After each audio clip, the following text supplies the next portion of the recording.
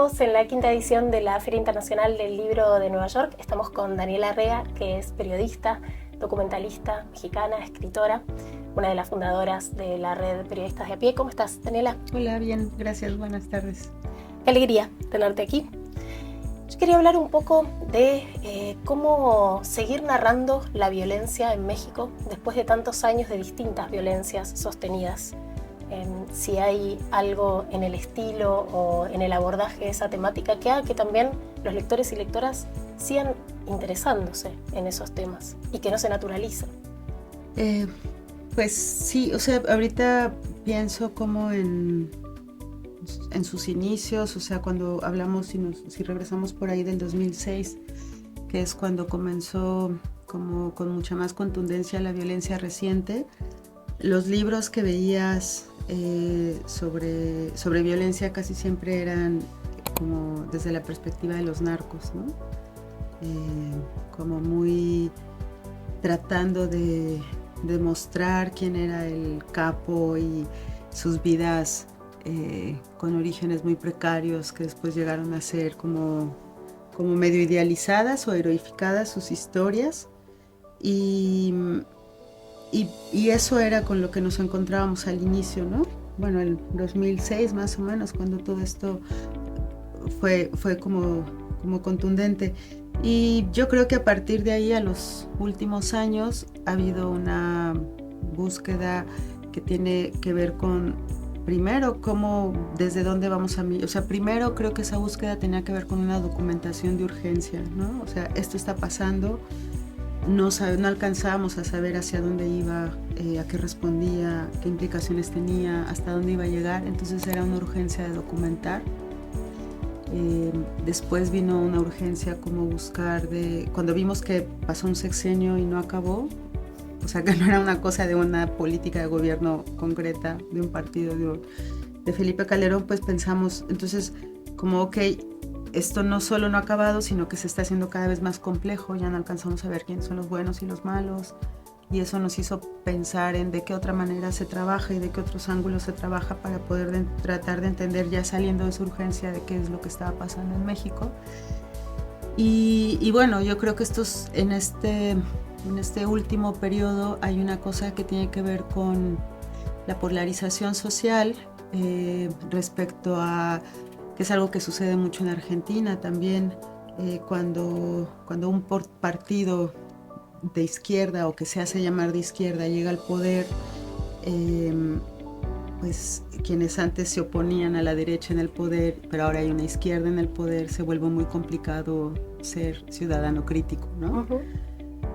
Y mucha gente de esa izquierda está dentro del mismo poder, entonces la crítica se hace todavía más confusa y yo creo que más difícil o se niega más, ¿no? Entonces yo creo que en este como pensando en un último periodo, la literatura, y no solo hablo de la literatura de ficción, sino considerando también al periodismo dentro de la literatura y algunos trabajos académicos, está tratando como de buscar de qué otras maneras decimos para mantener el tema en la agenda y que no era algo que de las secciones pasadas. Ahora, en esta especie de recuento que hago, creo que es importante decir que hay o sea, yo creo que la literatura tardó mucho en entrarle al tema, ¿no? Y yo creo que la academia tardó todavía más, pero cuando hablo de esa primera etapa de urgencia de escribir sobre lo que estaba pasando en México, el periodismo ahí tuvo una función fundamental, ¿no? El trabajo que se hizo fue desde el periodismo, ¿no? Era un ímpetu con ambiciones narrativas, pero una urgencia, pues, de decir esto es lo que está pasando, ¿no? Y de tratar de hacer un contrapeso a la narrativa oficial de quiénes eran los muertos porque estaban muriendo. Y nada, creo que esa búsqueda del lenguaje no es algo que sea exclusivo desde esos espacios literarios, sino que creo que justo desde el periodismo se hizo como un intento muy vehemente y que ha seguido hasta ahorita, ¿no? Hay trabajos que han sido súper interesantes y que están tratando como de empujar y decir desde dónde, ¿no? Pienso, bueno, Pienso, por ejemplo, en el trabajo que es muy reciente, que es el Recetario para la Memoria, que es un libro, digamos, documental sobre las recetas favoritas de las personas desaparecidas, ¿no? Y lo que... Las recetas culinarias. Sí. Y lo que ese trabajo te puede decir desde otro lugar sobre la violencia. Y lo interesante es que no solo es algo que interese a la gente que de por sí está interesada en temas de violencia y de derechos humanos y sino que algo así de potente puede traspasa esos espacios y llega incluso a espacios en donde la gente está interesada en otras cosas. Por ejemplo, a veces en la comida, arte, por ejemplo. Claro, todo el mundo come, todo el mundo tiene un amigo, una persona que ama, que le ha preparado de comer, todo el mundo, alguien que ama, les ha preparado de comer.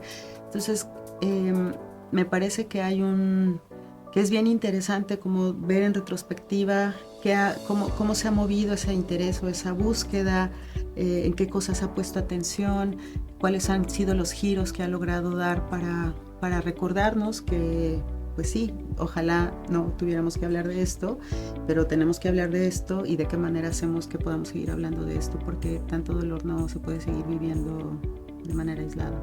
Y en ese sentido, ¿qué te da el registro documental, que no te da la palabra escrita? El registro documental visual.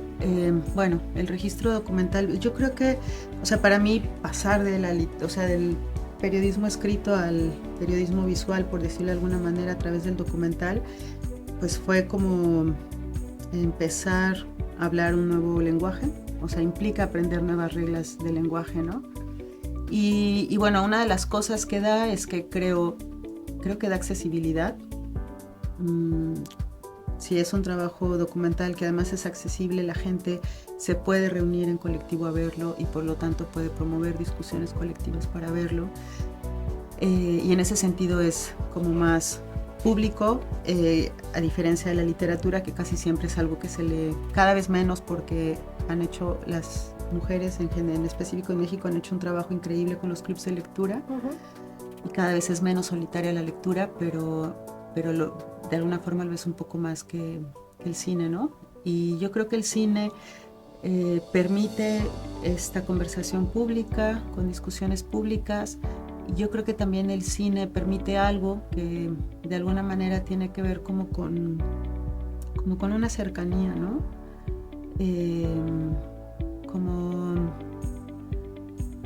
Sí, o sea, como una posibilidad de imaginarte en esos espacios en donde están donde están sucediendo las cosas y al mismo tiempo saberte que no estás ahí. Entonces creo que eso genera una especie de seguridad que hace que la gente o las personas que están viendo una película puedan tener disposición para acceder, porque para poder leer estas historias de terror, estas historias de violencia, es necesario tener disposición. Y si tú no generas espacios que sean seguros para quien accede a ellos, pues la gente voltea la cara, le da vuelta al periódico, apaga el reproductor de... Se refugia en el pop y no en la realidad, sobre todo cuando es tan brutal, ¿no? Pues sí, o se refugia en la necesidad de resolver también su vida cotidiana. Sin duda, ¿no? Sí.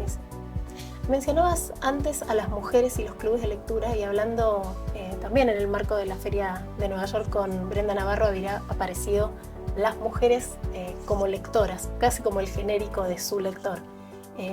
¿Qué crees que tiene esta potencia de las lectoras en femenino?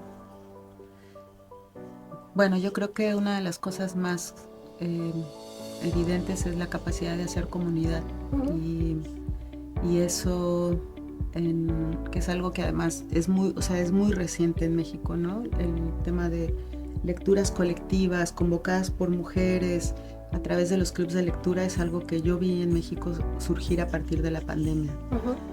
Y pues eso, es una forma de crear comunidad, es una forma también como de acompañarse y de poder hacer lecturas más profundas o complejas sobre la obra. Y yo creo que también permite como generar vínculos bueno, obvio, cuando hablo de comunidad hay vínculos, pero generar vínculos con las autoras que de otra manera es muy difícil, ¿no? O sea, la autora, ¿no? O el autor está por allá y los lectores esa cosa de la torre de cristal, sí. O sea, y los lectores están como en otro lugar, aislados, pero Pero creo que eso es bien potente porque, a ver, pues hacer comunidad en medio de un contexto en donde la vida misma tiene urgencias que te imposibilitan tener tiempo y espacio para reunirte y desplazarte, y en donde las ideas están cada vez más maniqueas y también hay mayor corrección política y al mismo tiempo menos posibilidad de discutir, pues generar una comunidad no es poca cosa, ¿no? ¿Por qué lo ves como algo encontrado, la corrección política y la capacidad de discusión? A mí me da la impresión que... Como cierto temor a pensar en voz alta. Sí, a mí me da la impresión que hay tanta vigilancia y tanto castigo por las cosas que no podemos decir ahora, que antes sí se decían y que son cuestionables. No estoy diciendo que esté bien hacerlo, sino que son cosas cuestionables. Que eso imposible, o sea, que esa vigilancia y ese como empuje a la corrección política, creo que lo que hace es que termina enmudeciéndonos porque hacemos una especie de consenso sin realmente entender de qué estamos hablando o entender qué es lo que estamos defendiendo cuando decimos algo que es políticamente correcto. O sea, a mí lo que me preocupa de la corrección política es que se asume o da por hecho que quienes estamos dentro de esa corrección política estamos de acuerdo, y yo creo que más bien estamos callados o no estamos entendiendo nada, pero como nadie quiere que lo vigilen y que lo cuestionen y que le echen boots y que los cancelen, pues no decimos nada, ¿no? Entonces, sí, o sea, creo que pensando mucho en la corrección política, creo que tendríamos que ser menos vigilantes y tendríamos que dar más espacio a discutir, sabiendo que todos somos falibles y que estamos entendiendo cosas. O sea, estamos entendiendo sobre cómo las personas quieren ser nombradas, estamos entendiendo sobre procesos que tienen que ver con violencias y ejercicios del poder, pero es algo que estamos entendiendo todas y todos. Pues no hay alguien que llegue y diga yo me asumo como quien lo sabe y quien nunca ha caído en un error en eso, ¿no? Entonces, sí, creo que la corrección política nos enmudece un poco. Tu libro de no ficción, Fruto, va a ser traducido prontamente al inglés. Sí. ¿Cómo esperas la recepción, dado que estamos en la Feria del Libro de Nueva York? ¿Cómo es la circulación de la literatura latinoamericana por aquí? Bueno, por lo que veo es muy buena la circulación de la literatura latinoamericana y de mujeres sobre todo últimamente, y me da mucho gusto que haya acceso a que el público angloparlante pueda mirar sin el sesgo de su misma mirada lo que vivimos, vemos, pensamos, imaginamos, creemos en el sur del Río Bravo. Para abrir conciencias. Pues al menos para que se den cuenta de su sesgo. Y de sus privilegios, seguramente. Sí. A mí alguna vez me invitaron a San Francisco a una universidad a hablar sobre mi primer libro, Nadie les pidió perdón, y sobre La Tropa, un libro que hicimos se llama La Tropa porque mata a un soldado, y es un libro un poco más periodístico, antropológico, en el que trabajamos con soldados acusados de matar para entender las motivaciones y la cadena de mando, etc. Y yo les decía a los chicos de la universidad que me costaba mucho trabajo pensar de qué manera hablar de violencia en este país sin que se pensara como los bárbaros del Río Bravo, del sur del Río Bravo, ¿no? Y hicimos un ejercicio, era una escuela, entonces había posibilidad de eso, ¿no? Pero hicimos un ejercicio como en el que ellos mismos pensaran las violencias a las que se enfrentaban de manera cotidiana, y pues vimos que había un montón de cosas brutales. Entonces creo que por un lado está bien que a través de la literatura sea una manera como de entrar y hacer visible ese sesgo y esos privilegios, como dices, y que también al mismo tiempo sea una forma en la que se vean ellos mismos en sus propias violencias, pues, ¿no?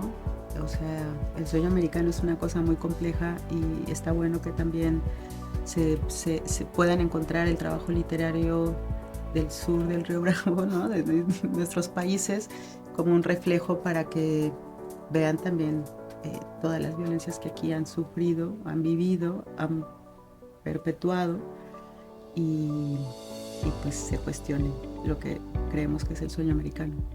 Un placer conversar contigo. Muchísimas gracias. Gracias.